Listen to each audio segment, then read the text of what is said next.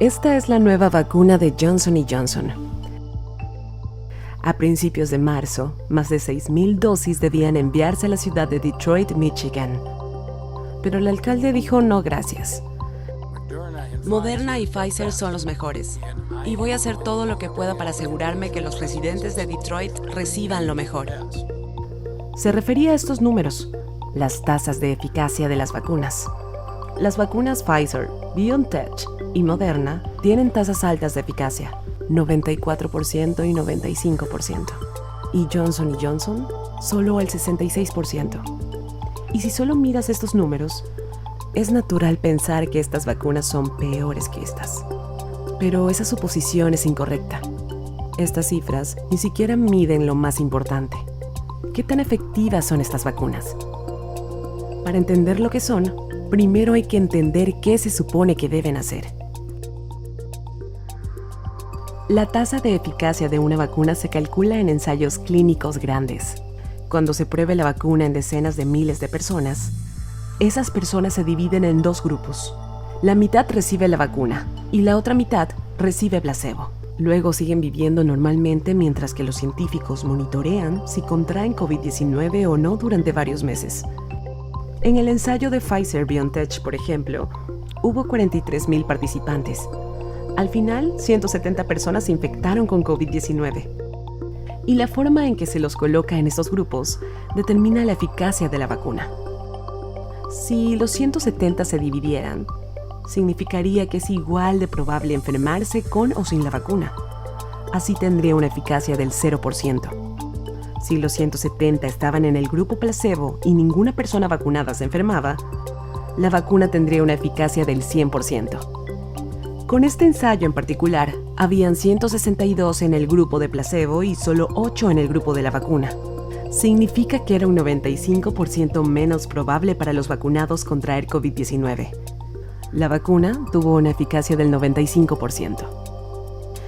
Ahora, esto no significa que si se vacunan 100, 5 se enfermarán, sino que ese número del 95% se aplica a la persona.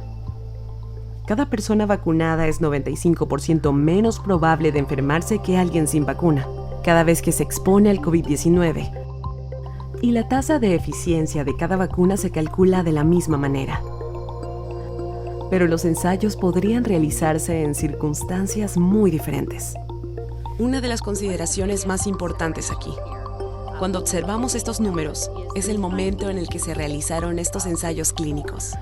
Este es el número de casos diarios de COVID-19 en Estados Unidos desde que empezó la pandemia. El ensayo Moderna se realizó completamente en Estados Unidos durante el verano.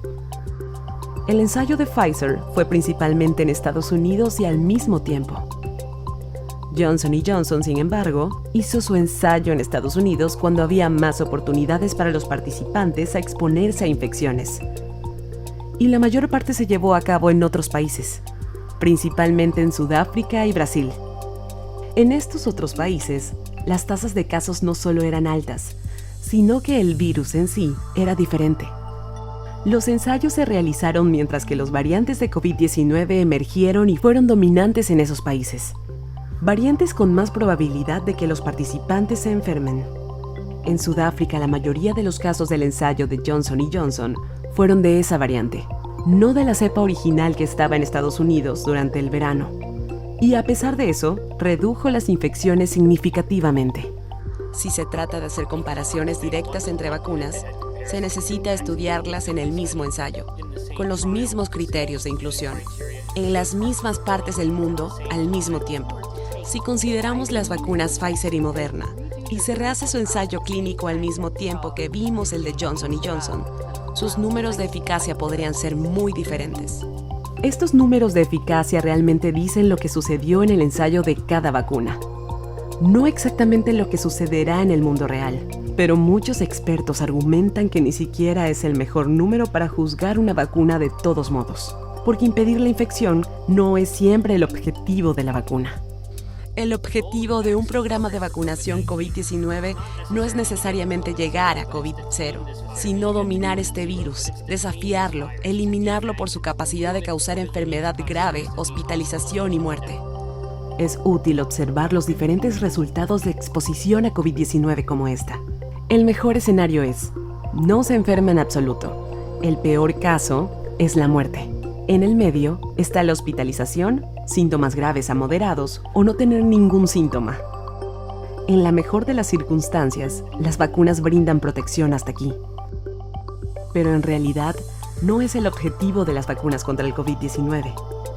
El propósito real es darle al cuerpo suficiente protección para cubrir estas posibilidades, de modo que si contraes la infección, se sienta más como un resfrío que algo por lo que deba ser hospitalizado.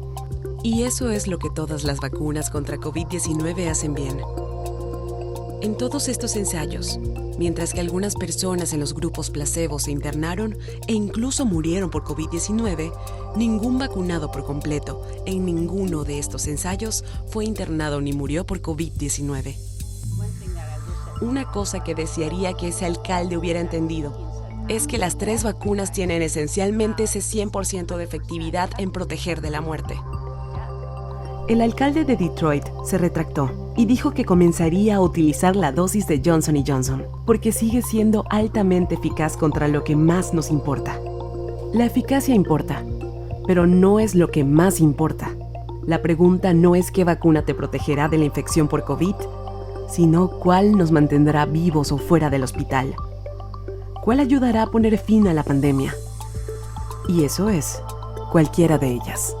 La mejor vacuna para usted es lo que se le ofrece ahora. Con cada vacuna aplicada, nos acercamos al fin de esta pandemia.